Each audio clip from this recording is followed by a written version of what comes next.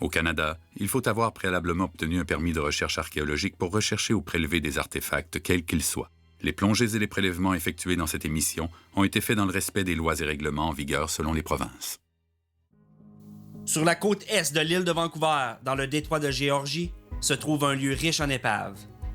Mario et moi, on est venus dans la région pour explorer quelques-uns de ces navires qui ont fait naufrage. Vestiges de l'histoire du développement industriel de la Colombie-Britannique, précipité à l'époque par les différentes ruées vers l'or. Oh boy! Tu vois tout de suite que c'est une vieille mine, puis il semble avoir un réseau, là. On va découvrir deux navires en particulier qui ont grandement contribué à l'essor de la région. Tout d'abord, le Gulfstream, un navire de passagers, et le Capilano, qu'on va explorer davantage dans l'espoir de faire la lumière sur la part de mystère qui entoure la cause de son naufrage.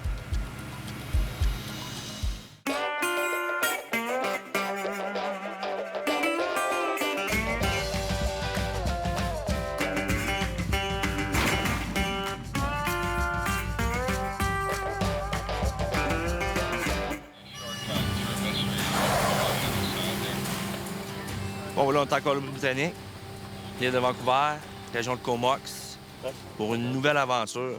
OK. On va s'approcher tranquillement.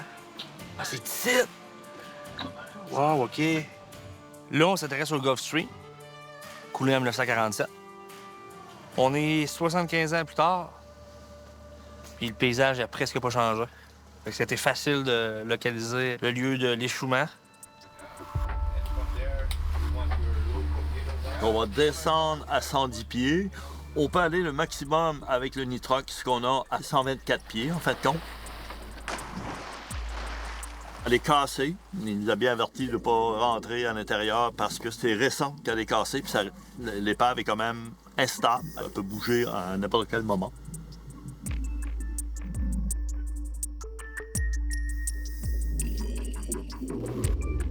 C'est un bateau qui a été construit pendant la Première Guerre mondiale pour la marine américaine.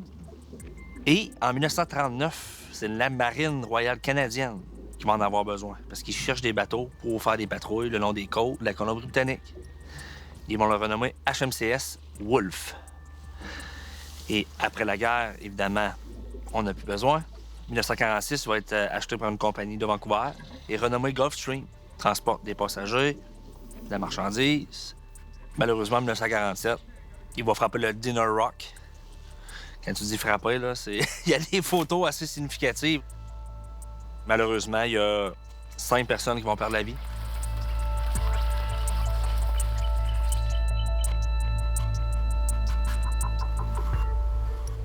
Oh, c'est touchant de lire ça, là, quand même. On sait qu'il y a 2 femmes et 3 enfants qui sont décédés. Lyle Hudson, 2 ans et demi. Douglas Lipset, 3 ans, récupéré. Mais il y en a un, Jean-David, 1 an et demi, pas récupéré. Puis son tombeau, ben, c'est le Gulfstream.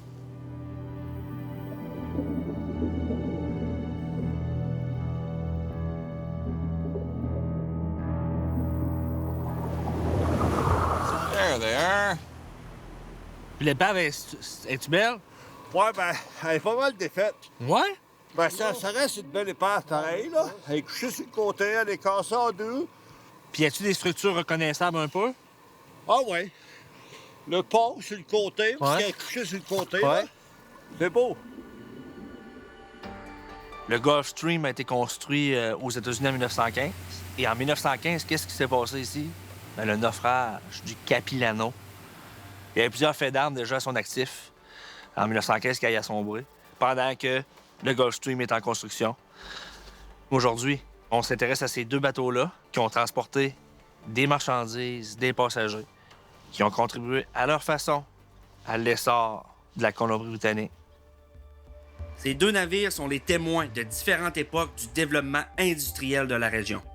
Avec le Capilano, on recule dans le temps, à l'époque des premières ruées vers l'or du détroit de Géorgie. Sacha, il va nous conduire jusqu'à Texada Island, puis il va même me guider vers des vestiges de mines. Fait que ça, j'ai hâte de voir ça. La colonisation de la Colombie-Britannique a été rapide et la navigation était au cœur de ce développement. À partir des années 1850, Presque 50 ans avant la fameuse ruée vers l'or du Klondike, le territoire était déjà envahi par la fièvre de ce métal précieux. En à peine un an, la population de Victoria est passée de 300 à 30 000 habitants. Ah, wow! Une chaudière! En 1871, la découverte d'un riche gisement de minerai de fer a propulsé l'île de Texada sur la scène internationale. Pièce de tuyauterie? Quelques années plus tard, on y a trouvé de l'or et la course a été lancée. En 1899, l'île a été envahie par plus de 150 claims miniers. Les anciens racontent que le gisement d'or de cette île était parmi les plus riches jamais vus. Oh boy! Ça, c'est le genre d'affaires qui m'intéresse. C'est pas récent, là. Tu vois tout de suite que c'est une vieille mine qui est abandonnée. Puis, il semble avoir un réseau, là. T'sais, on voit plus loin, mais ici, là, je vois qu'il y a un embranchement. Tu vois que c'est pas des machines qui ont creusé ça, là. C'est des humains. C'est vraiment impressionnant. Tu sais, cette île-là, en faisant des lectures, j'ai compris que c'est une île qui avait beaucoup de richesses à donner. Tu sais, que ce soit de l'or, du cuivre, même de l'argent. Puis, tu sais, Capilano, c'est le dernier endroit où il a accosté avant de sombrer. Qui faisait quand même partie de navires qui ravitaillaient les gens impliqués dans la ruée vers l'or. Ça a fait vivre beaucoup de gens, cette île-là. Puis encore aujourd'hui, il y a des mines en exploitation encore. Un navire Capilano qui a sombré en 1915. C'est un bateau quand même qui a marqué l'histoire de la région aussi, là. Tout ce qui est l'industrie de la pêche, il a été très, très actif aussi. Ruée vers l'or, ben, c'est un des premiers bateaux à vapeur à avoir navigué de Vancouver jusqu'au Klondike, transporter bétail, passagers, marchandises, de toutes sortes. C'est un bateau qui résonne beaucoup ici dans la région, le Capilano. Mais qu'est-ce qui a causé le naufrage? Ça, il y a encore des questions sans réponse. De mon côté, c'est ce que je vais essayer de résoudre. Est-ce que frapper une baie de bois? Est-ce que frapper un rocher? Ou une épave qui émergeait? There it is. Yeah, just give us a couple of minutes here, Chris. We're just going to sound back and forth. Okay, I'll just stand by. So we're just sounding right now to just get an orientation of how the wreck is laying and then where we need to drop the weighted line to make sure that we land right on top of the wreck and not away from the wreck. Okay, Mario, let it go. Go! C'est parti pour Kiki! Il y a des personnes qui disent que c'est probablement une des plus belles épaves qu'il y a ici du côté de la Colombie-Britannique. Donc ça, c'est toujours quand même intéressant. Et s'il y a de la visibilité, mais c'est essayer d'aller chercher le plus l'ensemble possible. Ce qui est rare pour nous. Habituellement, quand on est dans le Saint-Laurent ou bien dans différentes places où il n'y a pas grande visibilité, bien, on est obligé d'aller chercher des morceaux très serrés.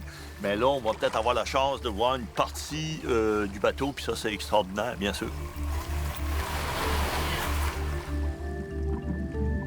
C'est une épave extrêmement intéressante. Elle est quand même déposée sur le fond à une profondeur respectable. C'est vraiment ce qu'on appelle des plongées semi-profondes. On est à 110 pieds, mais 110 pieds, c'est sur le deck le plus élevé. Donc, ça descend quand même jusqu'à 125 pieds, à peu près dans le fond.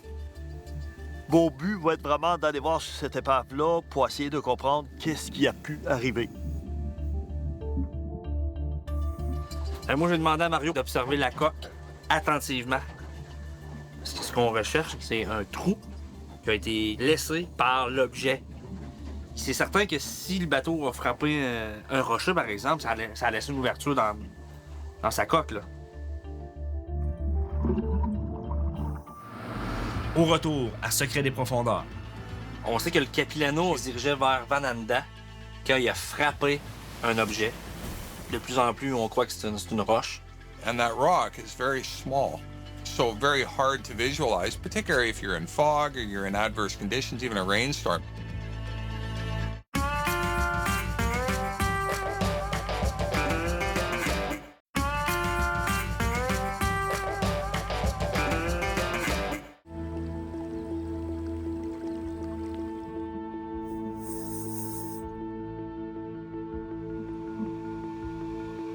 Là, on est au-dessus de l'épave. On a Texada Island. C'est là que le Capilano a fait escale, déchargé une partie de sa cargaison. Destination finale, Campbell River, il était parti de Vancouver. Ben, le capitaine, lui, pensait qu'elle allait se rendre à Campbell River. Finalement, il a coulé ici, il s'est jamais rendu. Mais, tout le monde qui était à bord survécu. Le soir du 30 septembre 1915, selon la version des faits du capitaine, le Capilano passe Scotia Point et met le cap sur Vananda, sur l'île de Texada. La mer est calme, mais la nuit est sombre et il y a du brouillard, ce qui diminue la visibilité. Vers 21h30, le second est aux commandes. Le capitaine entre dans la cabine et constate qu'ils sont beaucoup trop proches de la côte. Il ordonne au second de diriger le Capilano sur bâbord, mais trop tard. Le navire frappe un obstacle. Suite à l'incident, l'équipage inspecte le navire mais ne remarque aucune infiltration d'eau.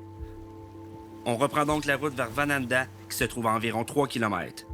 Ce témoignage du capitaine met sérieusement en doute sa crédibilité, parce que l'ordre qu'il donne de se diriger à bâbord rapproche le Capilano de la côte. Soit à ce moment-là, il était confus, ou il cache de l'information sur le lieu réel de la collision. Là, je vois déjà qu'ils reviennent, là. Les bulles sont là. Mais j'ai hâte de voir ce que Mario va me dire. Parce qu'on est là pour chercher des indices, disons, savoir qu'est-ce qui s'est passé. Puis le point d'impact va nous aider beaucoup dans notre enquête. Quelle belle épave! Wow! C'est merveilleux. Incroyable. Super! La visibilité, ça va l'air d'être bon, hein? Ouais. Puis avez-vous vu le point d'impact? Ouais. Le point d'attaque est assez gros. Mais je suis pas sûr qu'il était plus gros que ça. Non? Il y a à peu près ça de gros. Quand même, hein? Ouais. Puis y en a-tu d'autres ailleurs autour? Ben, il y a des places qui a des plates de décoller. Mais c'est pas de l'impact. Parce que c'est bien carré. Ça, c'est des morceaux de plate qui ont décollé, là. Puis là, ça a l'air vraiment comme Ah, là, c'est une un impact, déchirure, là. c'est déchiré. Fait que ça soit une bonne impact quand même, là. Pas morceau de bois, là. Tu crois pas non plus, hein? Non. Pas là. Hey, c'est en acier quand même, là. Ouais. Puis c'est-tu du côté bâbord ou tribord? Bâbord. Oh, ça, c'est En intéressant. avant. Bon, ben là, on progresse. On sait au moins qu'il y a un point d'impact. Ouais. Côté bâbord. Ouais, puis bord, c'est ça aussi, ça veut dire quelque chose. Exactement. C'est pas haut, là. C'est vraiment Ouais. ce qui reste sous la ligne de flottaison, là. Ah, ben là, ça, c'est encore plus intéressant. Là. Ouais. Tu sais, une bille de bois, ça arrête à la surface de l'eau, ça arrête un petit peu plus haut. Là, t'as l'air à me dire que c'est une partie dans l'eau, mettons. Là. Ouais. Ah, ben ça aussi, c'est bon comme indice. Moi, je pense que je mettrais 100 pièces que c'est de roche. Ah, c'est pas si bien, hein?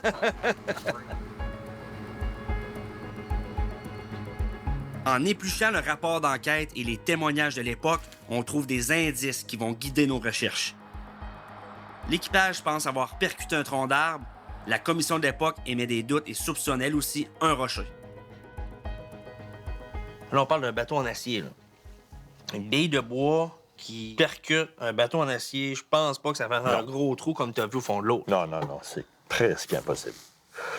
C'est presque impossible. Il faudrait que l'arbre soit géant, puis il faudrait aussi que le bateau irait à une vitesse de 30 nœuds, puis c'est pas ça que ça Non, faisait à l'époque. du Là, tout. ça faisait du 7 nœuds, du 8 nœuds, 6 nœuds. Là. Tu sais, c'est... En 1915, on n'a pas les équipements comme Non. aujourd'hui. Les cartes marines sont-tu à jour? Peut-être, mais encore là, faut que tu l'ailles sous la main. T'as pas de bouée? Pendant la navigation, là, c'est pas facile. Là. Non. Naviguer dans ce secteur-là, là. Ouais. Si il n'a pas frappé une bille de bois, faut trouver qu'est-ce qu'il a frappé. Ouais. Ben, super. Fait que nous, on va aller faire notre deuxième plongée.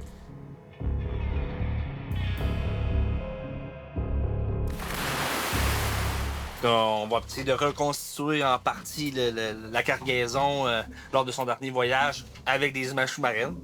C'est aussi tout le temps intéressant de faire parler l'épave. Si on n'a pas l'information en archive, ben là, avec ce qu'on voit au fond, tu sais, s'il y a, exemple, des centaines et des centaines de semelles de bottes, c'était pas destiné aux membres d'équipage, là. Fait que c'est un chargement, là. Fait que moi, en archive, je vais aller chercher les anciennes cartes marines de l'époque du naufrage du Capilano. Mais après ça, c'est aller valider sur le terrain. Là. Ce que j'aimerais vraiment, c'est essayer de voir OK, quel rocher il a frappé selon sa trajectoire, parce qu'on sait qu'il est parti de Vancouver. Il a frappé un rocher, il s'est arrêté à Vanahada, il a débarqué une partie de sa cargaison, il est reparti. Et c'est là qu'il a coulé. Là, ce qui reste à déterminer, c'est à savoir le chenal de navigation à l'époque était de quel côté de Texada Highland. Puis après ça, je vais être capable d'avoir une trajectoire un peu plus précise du bateau à ce moment-là. Là, tu sais, j'ai regardé le site de plonger sur les anciennes cartes, mais là, d'être là, je comprends un peu mieux aussi la configuration de l'endroit. Moi, ce que je souhaite, c'est que Bill me partage son hypothèse concernant le Capilano. Qu'est-ce qu'il a frappé? Qu'est-ce qu'il pense? Moi, Mario, on va essayer aussi de s'imaginer l'itinéraire. Mais lui, il vient d'ici, là. Fait qu'il en a entendu parler, il connaît le coin.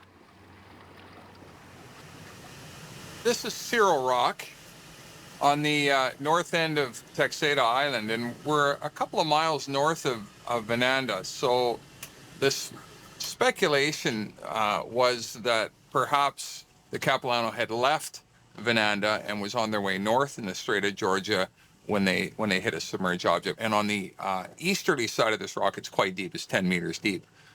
So it would make sense that something that high up could have hit the hull. And it's the only rock in this area that sort of matches where the hole on the Capilano is located. Fait qu'à ce moment-là, en 1915, sur la carte marine, on n'indique pas le Cyril Rock. The other thing to remember is that concrete and that light were not there in 1915, and that rock is very small, so very hard to visualize, particularly if you're in fog or you're in adverse conditions, even a rainstorm. And if you didn't know and that wasn't charted, you would naturally think you're far enough offshore to come around the north tip of Texada and head north into the Strait of Georgia.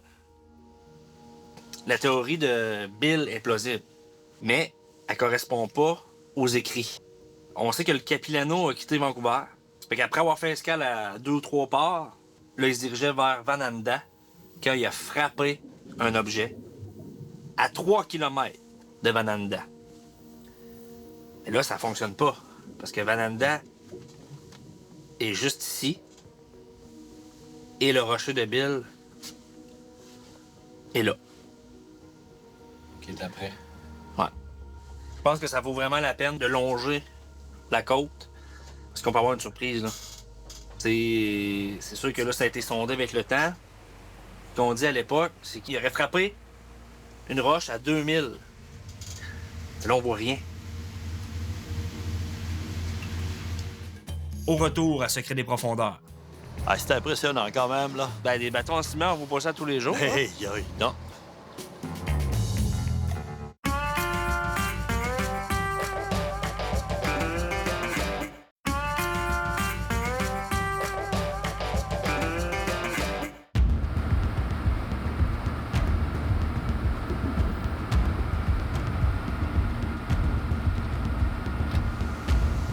On est rendu à 2000, puis j'ai absolument rien vu. J'ai regardé de l'autre bord aussi des fois que... Et là, on pense de plus en plus que le Capilano, il a frappé l'objet côté de bâbord. Ici, il y a une petite pointe, mais je pense pas qu'il est venu aussi proche que ça, là. Nothing. 200 to 300 feet of water. That's all we have here. There's nothing along this shoreline very close to the island that's shallower than 200 feet. Après un arrêt pour décharger le navire à Vananda, l'équipage a refait une inspection complète de la coque. La cale était sèche, sans trace d'infiltration d'eau.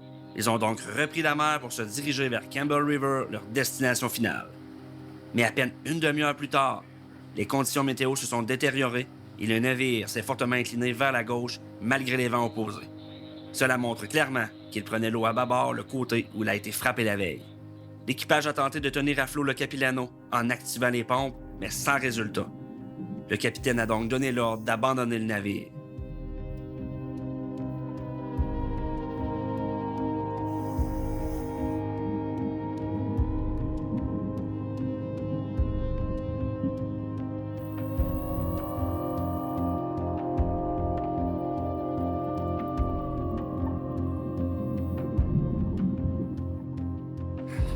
Très beau!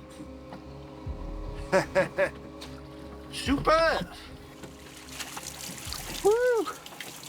Alors, c'est ça, sur la deuxième plongée, là, on est allé chercher surtout, il y a des semelles de bottes, parce qu'on sait qu'ils transportaient des semelles de bottes.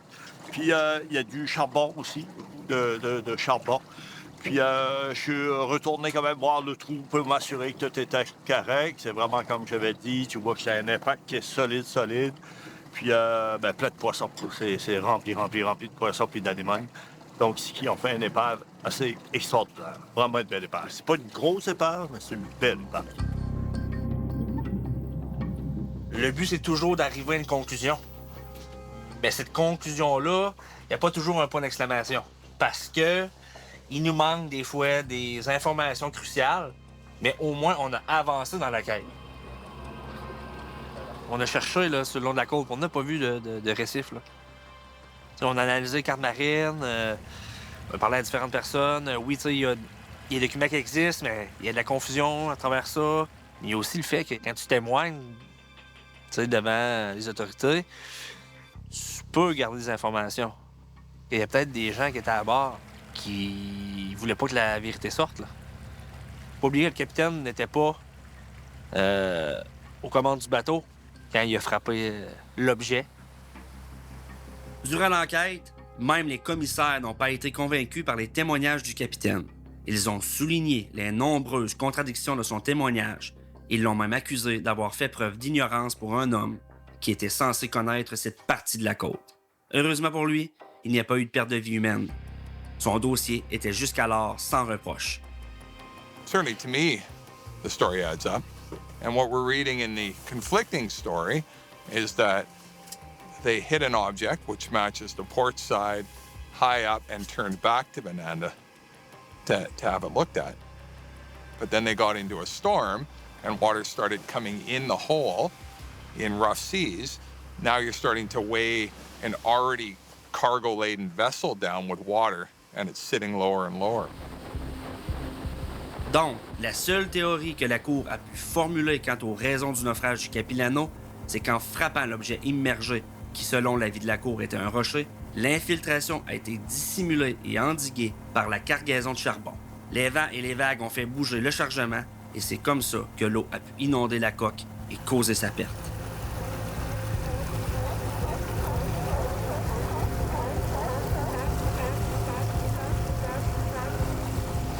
Ah, c'est impressionnant quand même, là. Ben, des bateaux en ciment, on voit pas ça tous les jours. Hein? Hey, non. Maintenant que l'enquête terrain du Capilano est terminée, on poursuit la découverte des épaves de la région. On trouve au large de Powell River un site unique au monde où se trouvent des épaves qui racontent une partie plus moderne de l'histoire industrielle du détroit de Géorgie. Malgré leur âge, ces navires prolongent leur vie utile en servant maintenant de brise-lames. C'était pour protéger le bassin qui était de l'autre bord parce qu'il y a quand même une industrie de pâte et papier. Fait que le bois qui est dans l'eau, c'était vraiment pour protéger le secteur ici. Un méchant brise-lame. De tous les navires en béton construits pendant la Première et la Seconde Guerre mondiale en raison de la rareté du fer, à peine quelques-uns sont encore à flot. Un de ceux-ci, le Quartz, a entre autres participé aux premiers essais nucléaires sur l'île Bikini. Un des navires de cette collection unique est devenu un récif artificiel. Sa vie utile est prolongée et maintenant, il est devenu un refuge pour la vie marine locale. Une belle façon de terminer le séjour pour Mario.